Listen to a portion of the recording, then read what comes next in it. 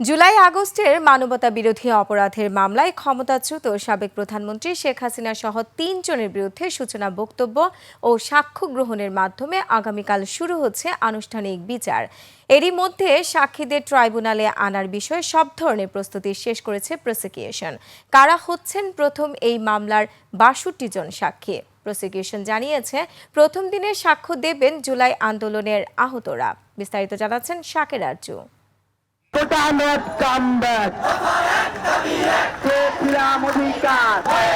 বৈষম্য বিরোধী ছাত্র আন্দোলনে নিরস্ত্র ছাত্র জনতার উপর গুলি হত্যার নির্দেশদাতা ও পরিকল্পনাকারী হিসেবে সাবেক প্রধানমন্ত্রী শেখ হাসিনা সহ অভিযুক্তদের বিরুদ্ধে আন্তর্জাতিক অপরাধ ট্রাইব্যুনালে বিচার চলছে। ছাত্র জনতার আন্দোলন ঠেকাতে আওয়ামী লীগ সরকারের নির্বিচার হত্যা চালায়।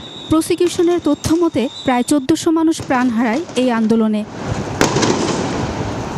হত্যার উস্কানি, প্ররোচনা ও নির্দেশ দান, সুপিরিয়র কমান্ড রেসপন্সিবিলিটি এবং জয়েন্ট ক্রিমিনাল এন্টারপ্রাইজের মোট ৫টি অভিযোগে সাবেক প্রধানমন্ত্রী শেখ হাসিনা সহ ৩ জনের বিচার শুরু হচ্ছে।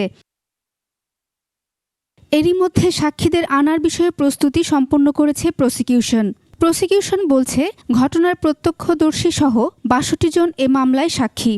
মাহমুদুর রহমান, বদরুদ্দিন ওমর, নাহিদ ইসলাম, উমামা ফাতেমা সহ জুলাই আন্দোলনের আহত নিহত পরিবারের সদস্যরা হতে পারেন সাক্ষী। প্রত্যক্ষদর্শী এবং এই মামলার সরাসরি ভিকটিম অথবা এই মামলার পটভূমি সম্পর্কে বর্ণনা করবে। এরকম যে সাক্ষ্য শুনে আমরা আশা করছি যে জাতি বুঝতে পারবে যে কি নৃশংস ঘটনা জুলাই গণঅভ্যুত্থানের সময় ঘটেছে। এরকম বেশ কয়েকজন সাক্ষী আমরা প্রস্তুত করেছি। এ মামলায় গ্রেফতার একমাত্র আসামি চৌধুরী আব্দুল্লাহ আল মামুন দায় স্বীকার করে রাজসাক্ষী হয়েছেন। তারও সাক্ষ্য নেওয়া হবে সবার সাক্ষ্য পর্যালোচনা করে।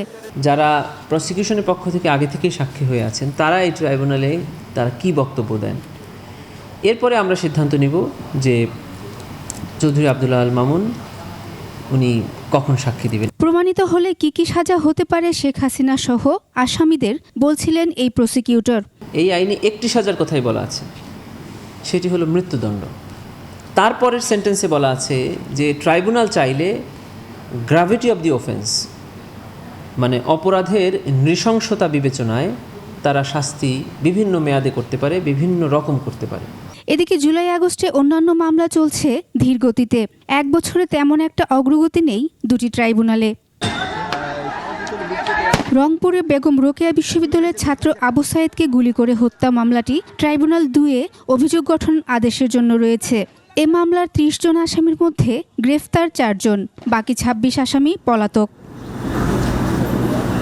রাজধানীর চাংখারপুলে শাহরিয়ার খান আনাজ সহ ৬ জনকে গুলি করে হত্যা মামলাটি আগামী ১০ আগস্ট সূচনা বক্তব্য এবং সাক্ষ্য গ্রহণের জন্য ১১ই আগস্ট দিন রেখেছেন ট্রাইব্যুনাল। আশুলিয়ার ৬ লাশ পোড়ানোর মামলাটি ২ জুলাই আনুষ্ঠানিক অভিযোগ আমলে নিয়েছে ট্রাইব্যুনাল ২। শাকেরা আরজু, একুশে টেলিভিশন, ঢাকা।